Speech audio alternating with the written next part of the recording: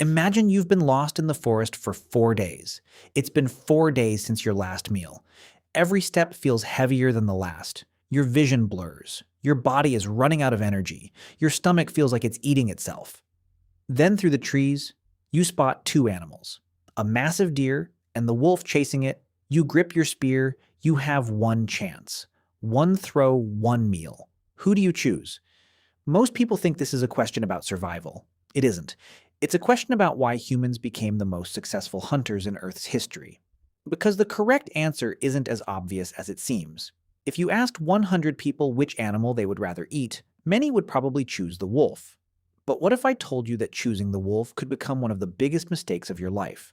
Wouldn't eating the wolf give you even more nutrition? It sounds logical, but nature doesn't work the way our instincts tell us. In fact, that single decision has a hidden cost. A cost so enormous that it quietly shaped the diets of almost every civilization that has ever existed. And once you see it, you'll realize the food chain isn't really about predators at all. Imagine someone offers you two bank accounts. One contains $1 million, the other contains 100,000. Both took exactly the same amount of effort to unlock. Which one do you choose? Easy, the larger one. Now replace money with energy. A deer spends years turning grass into muscle.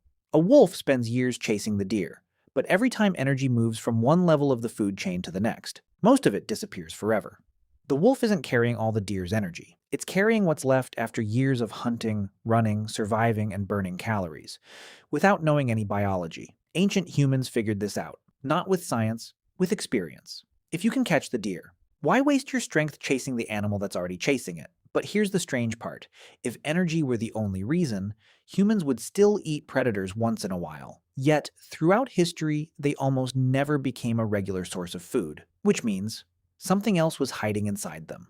Something invisible. And unlike claws or teeth, you wouldn't notice it until it was already too late. Imagine you ignored every warning. You let the deer escape, and you tracked the wolf for hours. You finally brought it down. You built a fire, cooked the meat until it was perfectly done. You take the first bite. Nothing tastes unusual. No strange smell, no bitter flavor. Everything seems normal. Then days later, the fever begins. Your muscles ache. Your stomach twists in pain. You start wondering, what did I eat? The answer isn't the meat itself. It's everything the wolf ate before you. Think of a predator's body as a backpack. Every rabbit, every deer, every sick animal it survives by eating adds something to that backpack. Tiny parasites, hidden bacteria, heavy metals, environmental toxins. One meal doesn't matter much, but after hundreds of meals, that backpack becomes heavier and heavier. The wolf isn't just carrying its own life, it's carrying a small piece of every life it has consumed. Today, scientists have a name for this process. Scientists call this bioaccumulation. Ancient humans had no idea what that word meant, but they didn't need microscopes to notice the pattern. They only needed memory. The people who regularly ate predators got sick more often. In a world without hospitals, that wasn't bad luck. It was a death sentence. And in the Stone Age, one bad decision wasn't just a bad day, it could end your family line forever. So, generation after generation, humans learned a simple lesson. If you have a choice, eat lower on the food chain. But even disease wasn't the biggest reason, because there's something even stranger about predator meat. Something so unexpected that eating too much of it can make you starve, even while your stomach is completely full. Imagine someone gives you an unlimited supply of steak. Eating steak every single day. Breakfast, lunch, dinner. Sounds like a dream, right? Now imagine becoming weaker every day despite never missing a meal. That sounds impossible, but for early explorers and hunters, it was terrifyingly real. They gave it a name, rabbit starvation. The name is misleading. It wasn't rabbits that were the problem, it was lean meat. When your body gets huge amounts of protein but almost no fat, it begins to break down. No matter how much meat you eat, you never feel truly satisfied. Your body becomes exhausted. You grow weaker. Picture a lion. Every morning it wakes up with one mission: find food. If it fails, it gets weaker. If it fails again, it dies. Close your eyes for a second. You're the wolf again. You've been tracking the same herd since sunrise. Every muscle in your body aches. You finally spot your chance. You sprint. The deer hears you. It runs. The chase lasts less than a minute. But in that minute, everything is on the line. If the deer escapes, you don't just lose your dinner. You lose every calorie you spent chasing it. You wake up tomorrow weaker than you were today. Now imagine doing that every day, for your entire life. That's the curse every predator lives with. Now picture an ancient human. At first, our ancestors lived almost the same way. They chased, they struggled, they lost hunts, they went hungry, but then we asked a question no other predator ever could. What if there's an easier way? Instead of evolving bigger teeth, humans evolved better ideas. We didn't become faster than wolves. We didn't become stronger than bears. We became something far more dangerous. We simply became the smartest. We became planners. While a wolf chased one deer, humans watched the entire herd. While a tiger relied on muscle, humans relied on memory. They learned where animals migrated, where they drank water, when they rested. Which river crossing slowed them down? Every hunt became a lesson. Every failure became information, and information turned into strategy. A wolf could only learn during its own lifetime. Humans learned across generations. A child could inherit the knowledge of 100 hunters without ever throwing a spear. Think about how extraordinary that is. The most valuable weapon wasn't made of stone. It wasn't fire. It wasn't even the spear. It was knowledge. And unlike muscle, knowledge grows every time you share it. Soon, humans stopped chasing prey for hours. They drove herds toward cliffs, they built traps, they hunted in teams. One hunter scared the animals. Another waited in silence. The deer never saw the second hunter, to the animal. It looked like humans could predict the future, but they weren't predicting it. They were creating it. That was the moment everything changed. Nature had spent millions of years rewarding stronger predators. Humans found a shortcut. We replaced strength with planning, and planning beats power more often than people realize. But here's the twist.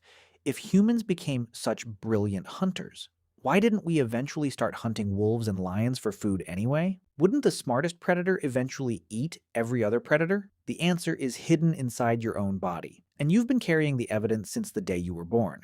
Run your tongue across your teeth. They don't feel like a wolf's or a tiger's mouth. Their teeth are weapons. Yours are tools. Your flat molars are built to crush and grind. Your smaller canine teeth can tear food, but they're nothing like the daggers inside a true carnivore's mouth. Now think about your stomach. A lion can tear into a fresh kill moments after it's made. Humans usually can't, for most of history. Eating raw meat carried enormous risks. So we did something almost no other animal ever mastered. We changed the food. Instead of changing ourselves, we cooked it.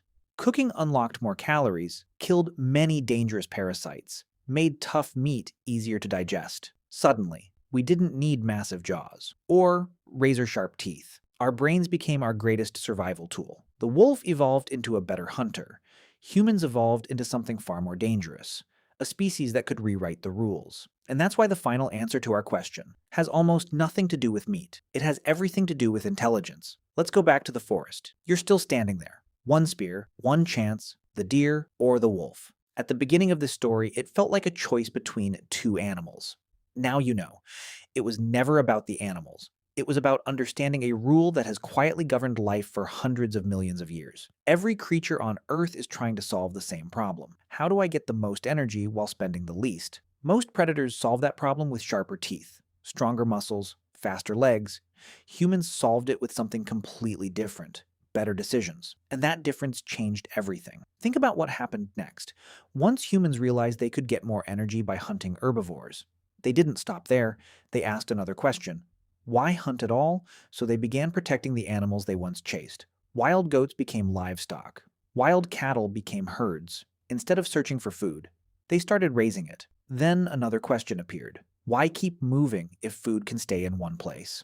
That single idea gave birth to farms, villages, cities, civilizations. The road from a hunter carrying a spear to a person living in a modern city didn't begin with a king or an empire or even agriculture. It began with one simple realization. Energy is everything. The species that wastes the least wins the future.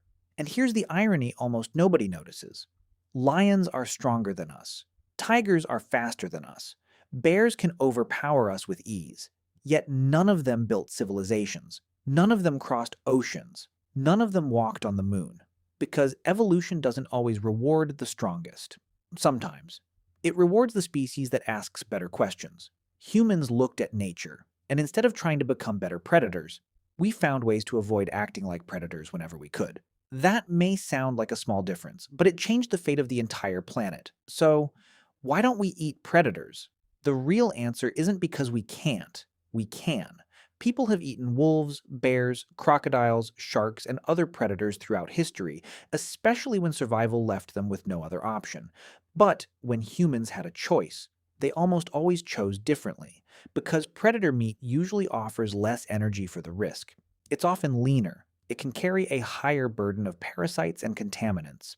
And most importantly, hunting the hunter is simply a poor strategy when its prey gives you more for the same effort. The greatest predator in Earth's history didn't become great by climbing to the top of the food chain. It became great by realizing you don't have to stand at the top of the food chain to control it. That starving human from the beginning never needed to defeat the wolf. The moment they understood the wolf was already leading them to the best meal in the forest, the game was over. Not just for the wolf, but for every other predator on Earth. Because from that moment on, humans stopped following nature's rules and started writing their own.